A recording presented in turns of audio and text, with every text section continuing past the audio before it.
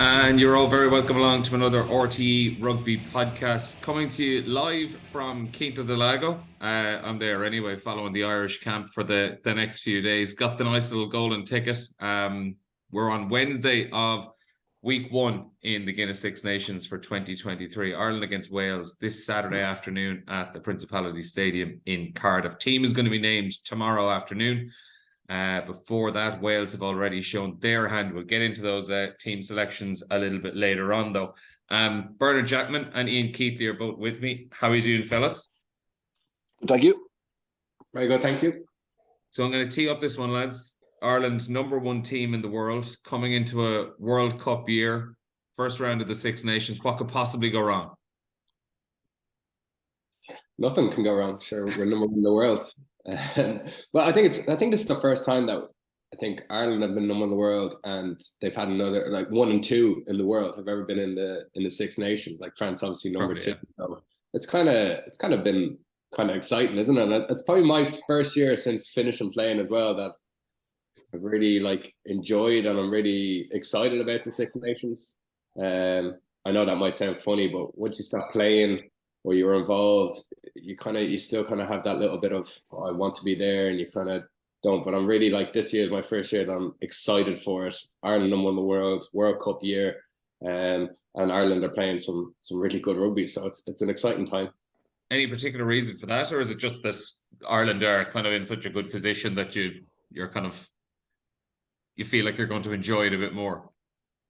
Yeah, I don't know why. It's just I've kind of gotten over the whole me still wanting to play kind of rugby. I don't get me wrong, I still want to play, but I'm kind of following it as more of a fan now and excited because I just actually, you know, when you watch football and you watch like City and Liverpool play, you kind of get excited to watch them play.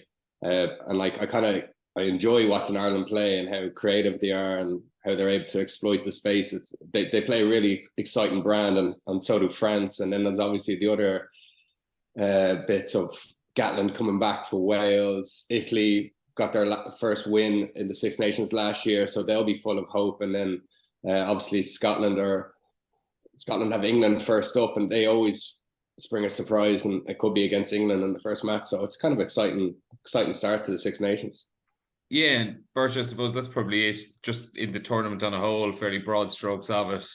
There are a lot of just kind of exciting little storylines and subplots going on over the next 6-7 weeks. Yeah, no, look, it's set up perfectly. I suppose from an Irish point of view, the fact that we have France and England coming to the Aviva means we've even more expectation around potentially being successful, and the knock-on effect of that, how hard it is to win a Six Nations. So to be in the hunt for it before it starts, theoretically, is big. But yeah, as Keith says, I think Keatley come back and just change his fixture around for his Wayne Pibak. I think we'll be going there very confident. But now there's a little bit of fear. There's obviously the jeopardy of if we lose and how that could derail us. And I think Borthwick soundings from hearing from people close to the England camp is that they're revolutionised. Not that Eddie Jones isn't a good coach or wasn't a good coach, or they wanted him out, but just as a sense of freshness there now. That means they could be right bang in contention. So it's definitely a Six Nations to look forward to. Yeah, I'd 100% have England in contention. I think like if you're talking a coach to get a short-term success in, like Borthwick has kind of shown already with Leicester what he can do in a fairly limited period of time, and it's not as if he's working with a scratch squad. Like, he's got a pretty good group of players there to work with. Yeah, exactly. Like England on paper, when you see the names there, and you're like, Jenny, they're a very good squad. And I don't know what it was with Eddie Jones. Maybe they just got a bit stale, or they just, as Bert said there, they just needed a freshness. Now, I don't know how quick he'll be able to put his stamp on the team. I still think they'll be improved, but I can't see them. I just think it's too early for them to really be title contenders for the Six Nations, but they've got them in place for Six Nations. Obviously, then the summer series, the warm-up games. I think they're more so targeting the World Cup rather than this Six Nations. But I know when new coaches come in, a fresh voice, it just revigorates a team sometimes, and that's exactly what England want. And I don't think they'll be able to to turn it up fully for this Six Nations, but they've got a good guy in place there with as you said, they're great players, and England will always be up there thereabouts. But I just think it's a bit too late in the day to be bringing in Borthwick to expect them to be winning the Six Nations. Okay, well, the other interesting little part of the Six Nations is what's going on in the background. So behind everyone we're going to be seeing over the next few weeks are the Netflix cameras, and we noticed this yesterday down here in Portugal, where they were like, it's a small enough crew. I think there was just 3 or 4 of them, but they were kind of hovering around the place the whole time. And from what we heard, there have been a couple of just kind of differences creatively over, you know, just things like access and trying to organize what they are allowed and not allowed to film and things like that. And I think training yesterday, for example, ended up getting rescheduled at not rescheduled, but kind of reformatted at the last minute. They changed the plan of what they were doing, the order of the way they were doing it in training and things like that. And it just felt like there was a little bit of tension in the air. So it's going to be interesting to see how that goes over the next 6 or 7 weeks. But Birch, like, it is something, I'm sure there are going to be camps that are more comfortable than others with what they're going to allow. And like, I'm not trying to like get excuses out early, but it is going to be interesting to see how some teams handle it and how some teams potentially don't. Yeah, and even we had a broadcasters media briefing yesterday with World Rugby, and that was one of the things they spoke about, that for the people who are pitch side, you're going to have 2 Netflix crews there, because each team have their own crew for the whole tournament, and that's going to be an extra 8 people kind of hovering around, and just to be aware of that, and just reassuring us that, you know, they'll be very careful in terms of medical stuff, you know, if the not interfering, but getting footage of that, you know, which is obviously really important from players' point of view. I think it'll settle down. I think when the rumor is, or the figure I saw was 125,000 odd per country for access. So, you know, probably from a coach and player point of view, you're going, oh, it's not worth it. It's not worth having this intrusion. But I think generally what will happen is trust will be built between the cameras and the people working for Netflix and the teams, and it'll settle down. Players will stop. Sorry, excuse me. Players won't be as conscious of them anymore. Coaches won't be conscious anymore. So, but hopefully it'll be fascinating insight into what happens. Looking forward to seeing the end product and I know, like, ultimately it's not coming out until this time next year, before next year's Six Nations. So even the worries over what you're giving away before a World Cup should hopefully kind of dissipate in the next week or 2. I think I love it. I think it's brilliant. I always watch the All or Nothings on Netflix, and like, it just gives a little insight into the psychology and rugby. Bert, you'll know, like, it's like, when people watch it, it's not as simple as you think. Like, there's so many intricate complexes, and even trying to get guys mentally prepared for, literally, you're going into a war, and to try and get players up and ready. Like, I think Gatlin touched on it during the week, that like you have to raise your voice. You have to kind of almost give reasons to get up for it, and you have to sometimes bag the opposition. Like, you have to like get that emotional connection with players. So I'm looking forward to seeing how the coaches do that in the background, and see how much Netflix put in and out, let out, because like a rugby change room, like, you have to get up for a battle, and it's going to be interesting to see how much they put that out on Netflix. And then I don't know how much tactical stuff they go in. Like, a lot of the tactics are similar enough for teams, and it'll be interesting to see how much they release. But I think it's great for rugby. It's gonna broaden the sport, and everyone's looking for those little, what are those teams saying to each other that's different to any other team. Yeah, and ultimately, I probably think that I'm not expecting there to be too much real tactical kind of insight, or as like some of the coaches have been saying, you know, the rugby IP being revealed. Because I find with a lot of these documentaries anyway, they are generally aimed at the armchair fan or someone who is completely new to the sport, and a lot of that information ultimately is going to be just going over their heads. I expect it to be a much broader series. But Bert, just before we move on from the Netflix stuff, how many team talks have you given out down the years where you've thought afterwards, geez, thank God there wasn't a camera in there? Yeah, loads. And there was one actually Rugby Pass did in the Dragons was a post-match review of Exeter where I certainly wouldn't have been as hard as I was if I had my time again or if the cameras weren't there. But I think what hopefully it'll do is it'll give the players and coaches a chance to expose their personality and character. I think that's what people follow people. So I think the most interesting thing, as you said, won't be the tactical stuff, but that's what coaches are afraid about. They're afraid of how, if the documentary portrays how Ireland see the way Wales defend as being an area of weakness and targeting that. Obviously, Wales can see how they try to target them. Sometimes you don't get a chance to actually do some of the things you prepare for just because of the way nature goes. And then obviously you play the next year with the same coaching staff. So that's what tactically they're afraid of. But I think there'll be enough in it there with, setbacks, pressure, excitement, and also the personalities involved that should make it, really riveting viewing. And the 125 odd thousand that each union gets, that's only a token gesture. It's actually how it can hopefully help grow the game a little bit and make people more interested in following supporting rugby in Six Nations. Yeah, we'll see how it goes anyway over the next little while. On the games itself, so we were talking about rugby IP, and it's Ireland against a Wales team with a new head coach. Granted, it's a head coach we know a lot about, but new backroom team as well. It doesn't have his trusty lieutenants like Robin McBride and Sean Edwards and Rob Howley. So Ireland are coming into this game, Ian, against Wales on Saturday, not really knowing a huge amount about what to expect. So how do they go about it? Is it more just looking at what they can control themselves rather than trying to second guess or guess what's going to be coming out of Warren Gatland's team? Yeah, I think Ireland have been very good at that over the last few years, even from Joe Schmidt to Andy Farrell now. They have their own identity.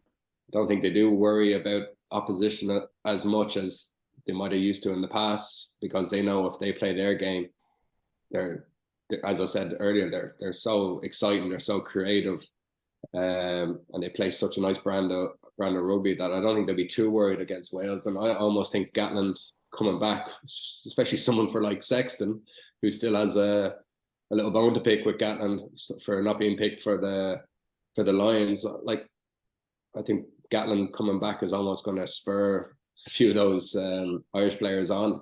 I think we know Gatland always talks it up in the media and he kind of tries to get under the nerves, but I don't think he once again, like Bortwick, he hasn't been in place and time to really, like, they've been playing on the pivot for the last couple of years. You don't just change a style of play overnight. So I think Gatland will be a bit more a solid game plan, a bit more around the corner like he always used to play, very direct, very abrasive, and he'll try and beat up Ireland, which I think that's the way people think that if you're going to beat Ireland, you need to beat them up physically and at the breakdown. So we can expect that from Wales, but I don't think Gatland's in there in time to put back in place all his styles and his thing. I think once again, Gatland's been brought back in for the World Cup, not for the Six Nations. So I don't really see many surprises, but it does bring an added edge that Gatland's back. Birch, would you be expecting that a kind of a stripped back game from Wales where it's kind of brought back down to just nailing the absolute basics? Yeah, absolutely. And Gatland, that's, he probably is the coach most likely to be able to, I think, implement it in a short space of time, particularly when he's going back to Ken Owens, Adam Beard, Alan Wynne Jones, Justin Tipuric, Faletau, Bigger, Thomas Williams, Lee Halfpenny. They know, Warren Ball, and any of the things he said since he's come back around, looking back at how Wayne tried to play. I don't know if you remember, Wayne came into international rugby, and actually Wayne was quite critical of Gatland's style of play while he was Scarlet's coach, because they'd won a Pro 14 and playing a really good brand of rugby. And Gatland was like, "Oh, it's not as easy as you think." International rugby, there's less time, less space, and it was ironic because Pivac actually went away from that type of game as the pressure came on, and he tightened up. So Wales kind of ended up in no man's land. They weren't playing or trying to play the type of rugby that Pivac probably believed or knew how to coach best, but yet they weren't playing the power game that Gatland had got so much success out of them. So, Gatland's spoken about, set piece being important, your launch, getting you over the gain line, good kicking game, and a good D. And, with his halfbacks, I think they can certainly do that. I think Liam Williams has a bit of a knock, so he's out. Gatland's saying, maybe the halfpenny might make it, so Liam Williams could come in at fullback. But regardless of that, I think, the likes of Josh Adams is good in the air, Rio Dyer incredibly quick. But their forward pack is a pack that on paper you would expect to be able to go toe to toe with Ireland, which is amazing given how superior the provinces are to the regions, and also it's a wildly experienced team. And it seems as if, I remember Gatland after Japan said, Wayne's got some big calls to make around some of these players, but he didn't move them on. So Gatland saying, now I'm gonna stick with him to the World Cup, and then I'm gonna make the decision. So it's probably been better for Gatland that he can still call on, those old tried and tested players that made him so successful. But yeah, it's the defensive system, I think, is going to be the hardest one to bet in, for Mike Forshaw, who used to be with Connacht, very good defence coach with Sale, rugby league, real personality. But that's where Wales always built their game around. And Sean Edwards, it took him a long time to get it right, and obviously then there's stability there. So I think that's the area that I agree with Ian, may take a little bit of time to bet in properly. I had Forsh when I first moved to Connacht, and I did a kickoff. Like, this was the first time doing rugby union. He came from rugby league, and I did a kickoff, and we kicked deep, and I stayed back in the backfield, and he was like, "Cates, what are you doing in the backfield?" And I was like, "What?" And he goes, "Get up, get up." And we all went up into the front line, and in the training they just kicked long, and then the next day Forrest goes, "Yeah, sorry about that. We just wanted everyone up in the front line because it was so new." And like now watching him, he's like the Wales defence coach. 12, 13 years later, I was like, how times have changed. But he's a very good coach.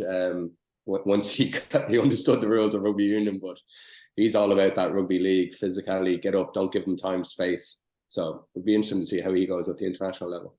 Yeah, thankfully he's learned the tricks of rugby union down the Hopefully years. Hopefully he hasn't. Yeah. Maybe Tell Johnny.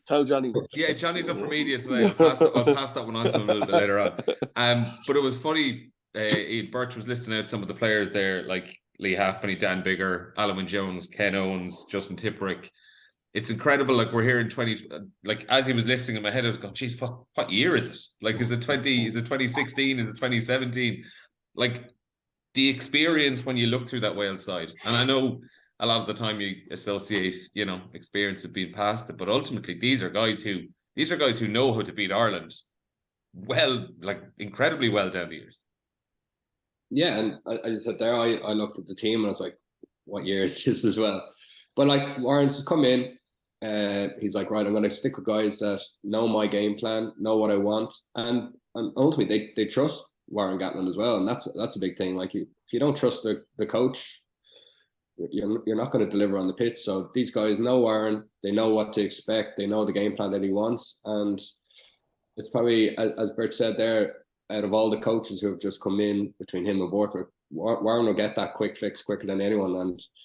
And it will be, it'll be interesting to see the first 20 minutes, because it's going to be, it's in the Principality Stadium. Like, they create some atmosphere there, and Ireland have struggled over the years over there. So it will be interesting to see, but I still think that Ireland are just too classy. They don't play many, like, if you actually watch Ireland play, they don't do many big loopy passes. They don't allow that defense to shoot on you.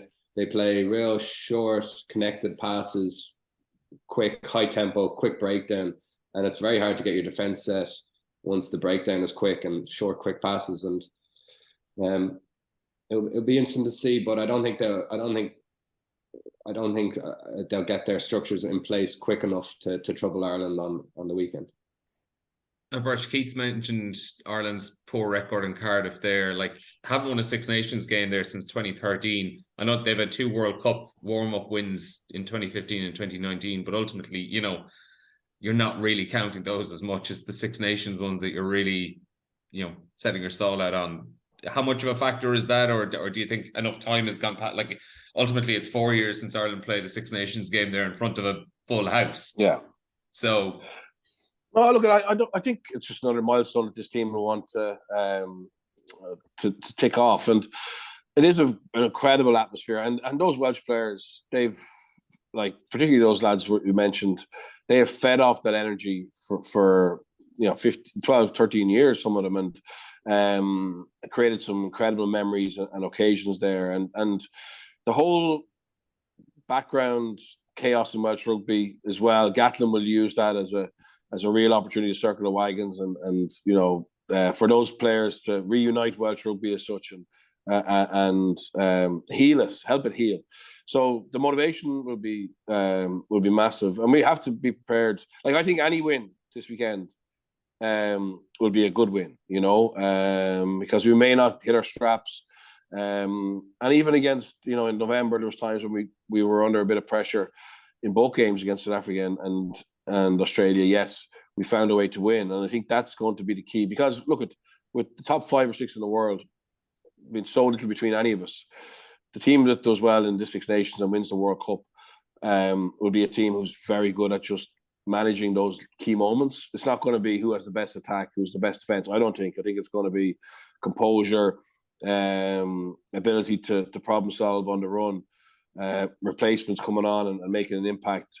And so I think this Six Nations, the tougher it is, while it may be nerve-wracking, it's actually going to be better for us long term, better for us, over the next calendar year. And I expect it to be that way as well. I think there's going to be a lot of tight games in it. Yeah, and to follow on from that point, like, if you look back at 2019, we're always talking about, like, and there's still people this year talking about, they want to see Ireland experimenting a bit more with team selections and things like that.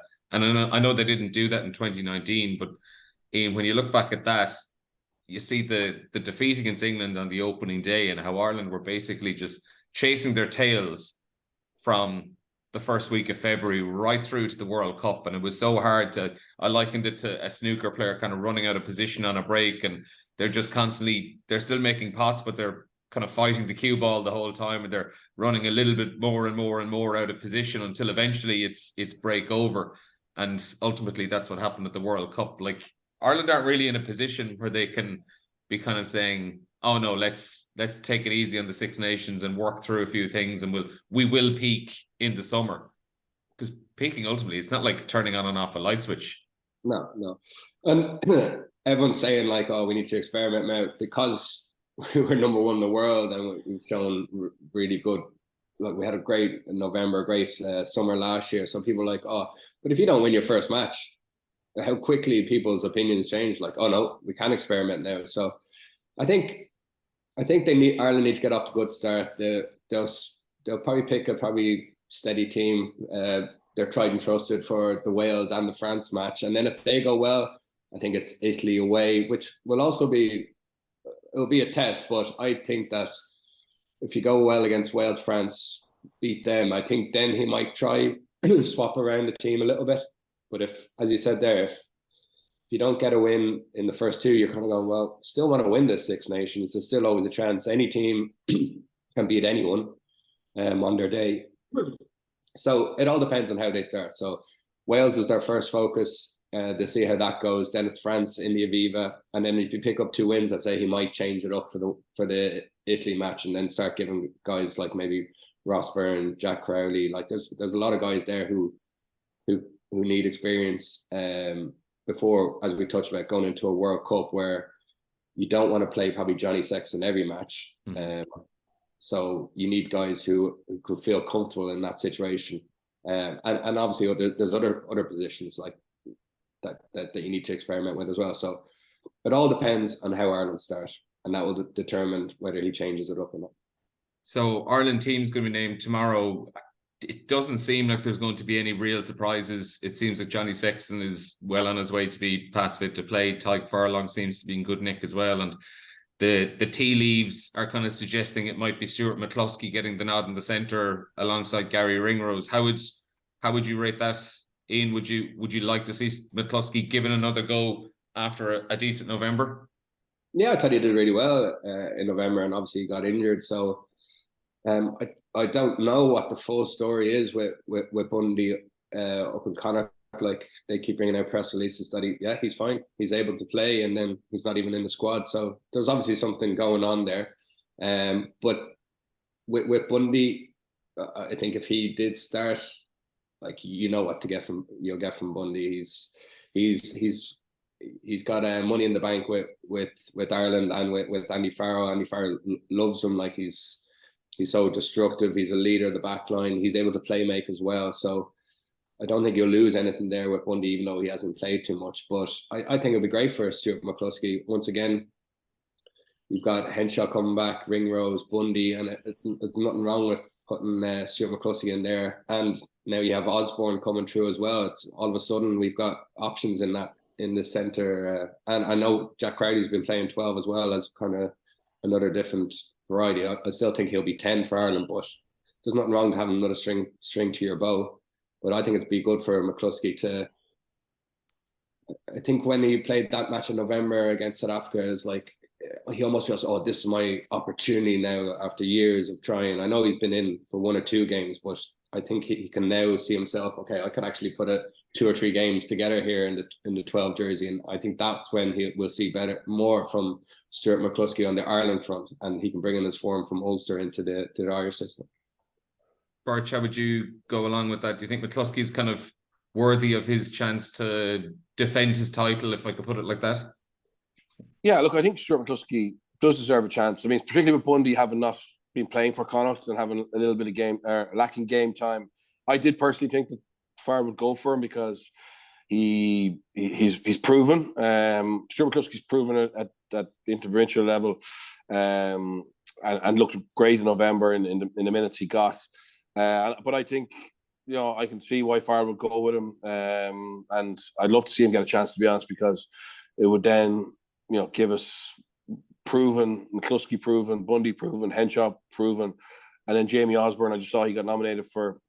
He's going to be in that EPCR wider group for Player of the Year. So he's coming through and has stepped up to every challenge that's being asked of him. So we're very, very strong in those situations. Like, compared to Wales are going with Joe Hawkins, but no one outside of Gatland and his coaching staff really were sure who he would go for at 12. And 12 has been always a massive player for Gatland, whether it's Jamie Roberts or Hadley Parks. So Gatland will be hoping Hawkins can come through and be that cornerstone of his centre partnership. But we're very fortunate. We've 3 players we know already can do it, and we've another in Osborne that looks like he can as well.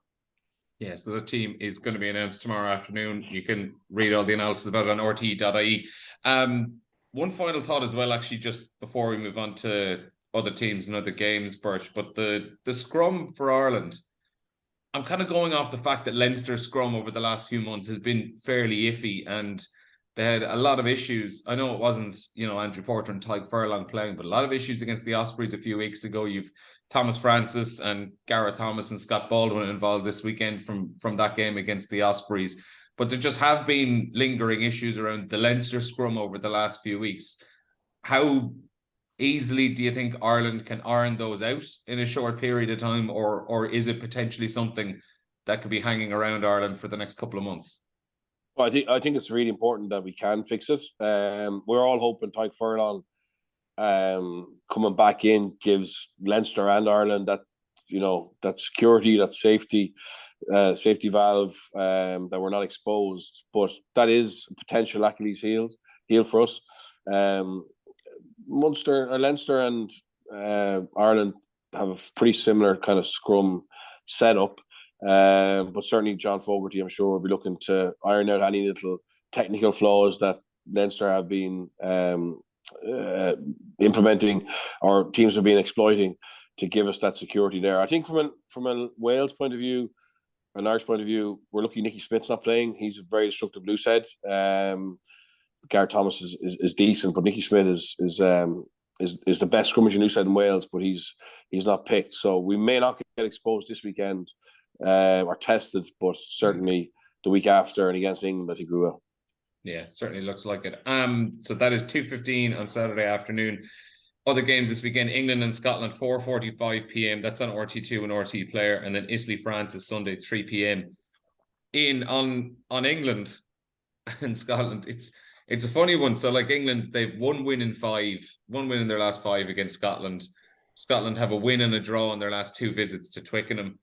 There's the coaching change at England, but you can't help shake the feeling that England are just probably still favourites.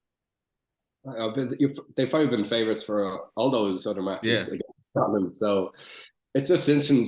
And that's the mental side of rugby. It's such a funny game sometimes. Just if you have this collective positivity and understanding, or this group of confidence that you can beat a team, it's amazing what you can do. And Scotland seems to have the England's number at the moment.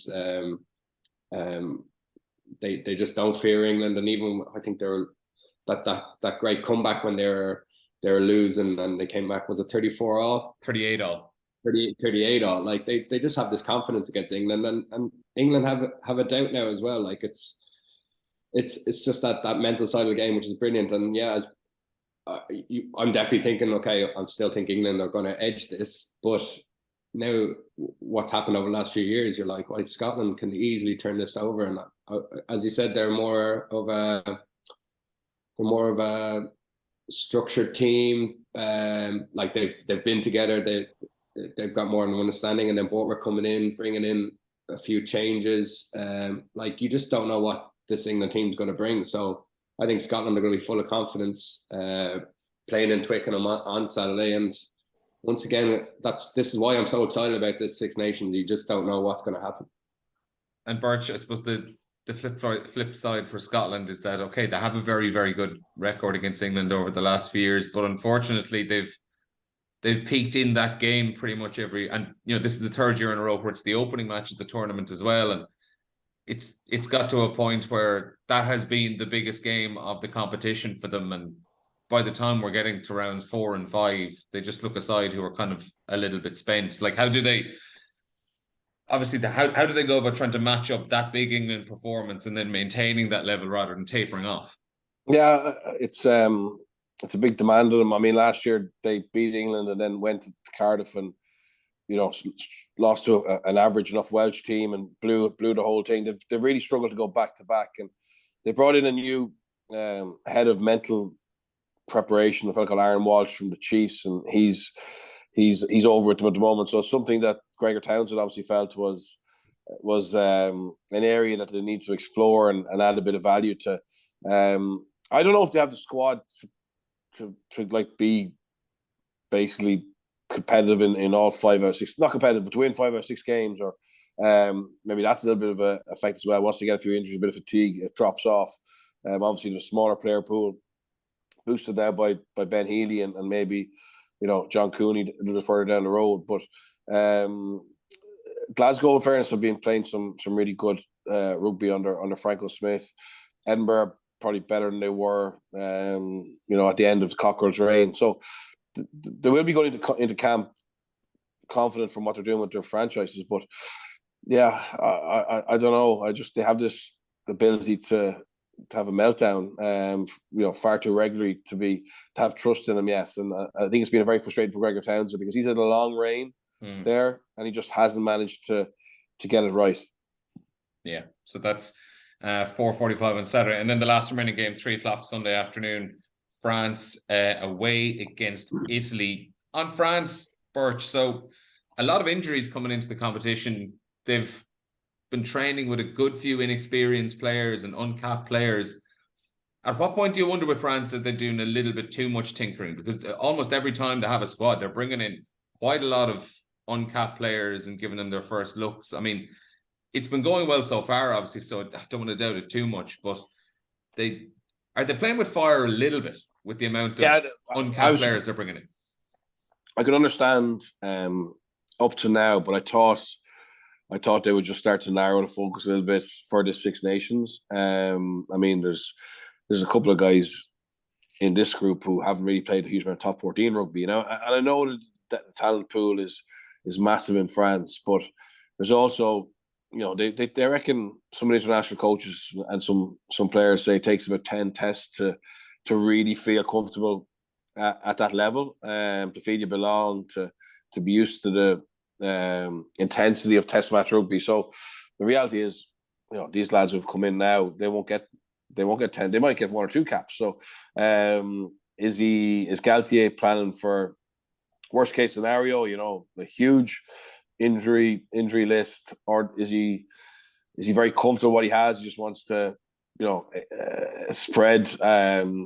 I suppose bring more people in. Like, are they coming in the same way that Joe Schmidt or Andy Farrell used to bring in, development players or outstanding talent in the provinces that would be in training with Ireland and we wouldn't even know about it? Do you know what I mean? Just to get a feel for it and expand that whole sense of connection across the French clubs around what it means to play for France and to different level. I'd say it's more that. I don't see him experimenting very much in terms of match day 23s, but yeah, it is a surprise that they have continuously continued to add players who haven't had international experience. And Keats, ultimately though, you do feel that if, I know Ireland are favourites, but if they aren't going to win it, you feel like France are certainly ready to jump in and win a second in a row. Yeah, definitely. It's so funny, all the different squads that are coming in. I said there, France being the experience, and then people are going, should Ireland bring in more inexperienced players to get them up to level? Or like, it's so funny, all these coaches who are at the top and no one still knows what's the right thing to do. We go, like, you see Gatlin there, he's scrapped it. I'm going back to my old guard. Ireland have a few inexperienced players brought in. France have brought in a load of them, and it's so funny. There's 3 different ways of doing it all there, and still no one knows what the right thing to do. And it all depends on your team and your blend. But yeah, even with these guys coming in, they have a few big injuries. I think Dante is probably the biggest injury concern for them. I think he's their main guy who gets them go forward, and sets the set piece battle for France. But I still think that they're up there with Ireland. That match next week could easily be the decider already. But I think that test against Italy, France for Italy, it's worst time to play Italy away from home. First match, they won their last match in the Six Nations, so that they have a strange, once they win one match, they got this unbelievable confidence about them that they could beat anyone. And it's probably the worst time to play Italy. First match of the Six Nations, when all their players are fresh, they're invigorated, they're confident. So I say that match will be closer than people probably think, especially with the injuries for France. But yeah, you can still see France winning and being their contenders at the end with Ireland. So it might come down to next week. Yeah, and Bert, just to finish up then on Italy, like, I know it would be an enormous shock for them to go and beat France, but just for them in the championship as a whole, there's a great excitement and a great buzz around them in comparison to 12 months ago. Like, I think you might have been on the podcast where we had Michael Bradley on last year, and we're talking about the future of Italian rugby, and there was talks of them getting booted out, and in the end they got the win against Wales. They had a better autumn as well and got a win against Australia, and they look like a side who really have found what they're looking for and found what they're doing and have a lot of confidence about themselves. Yeah, it's great, and it's built around one team, Benetton and Treviso, and they've got some good depth now. Crowley obviously came from there, so he understands the Italian psyche, and I think they're capable of the odd one-off big performance and scalp, but I just can't see how they'd ever get, well, not ever, but in the near future, how they'd win more than one game in a Six Nations. But look at that. That's not what the be-on end-all. The be-on end-all is for them to be competitive. And the reason we were getting so frustrated was, it wasn't, for me anyway, it wasn't that they weren't winning. It was that they didn't even look like winning. You know what I mean? Yeah, they were losing by 30 points. Yeah, exactly. 30, 40 points. You felt shortchanged if you were, a fan and paying big money to go and travel, etc. But hopefully that will change now. And the Australian game, I think, the Australian win, even though obviously Australia rotated, but how they won at the end, and how it backed up and followed from the Wales win, I think that was that was really important for them. And I think they do go into this with renewed confidence. And we want this to be like competitive across all matches. And for me, that's progress for Italy. 100%. Right. It's prediction time. First of all, I'm going to ask you, pick your 3 winners for this weekend. Keats, you go first. 3 winners this weekend. I'll go for the easy one. Ireland, England, France. And Birch? Same, unfortunately, yeah. And then the big one, who's going to win the championship? I think we win the championship, but no Grand Slam for me. Who do you think we'll lose to? I think we'll lose to France. And France lose to... France will lose to England, I think. Yeah, I don't think... And what a points difference swing then ultimately to swing it. Keats, what's your bet? I'll say Ireland Grand Slam. Oh, he's going all out. Well, I'm not going to predict anything because I don't have to do I'll decide after the France game who's going to win the Six Nations. You've changed since you got that freebie to Quinta. Got a trigger time on there now. Yeah, no predictions. Look, you're the experts. You're the people want to hear from. We'll see. Yeah, we'll see. So Ireland against Wales this Saturday afternoon, 2:15, live commentary on RTÉ Radio 1.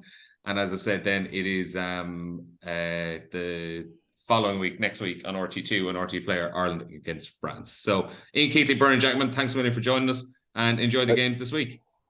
Thanks, guys. Bye-bye. Cheers.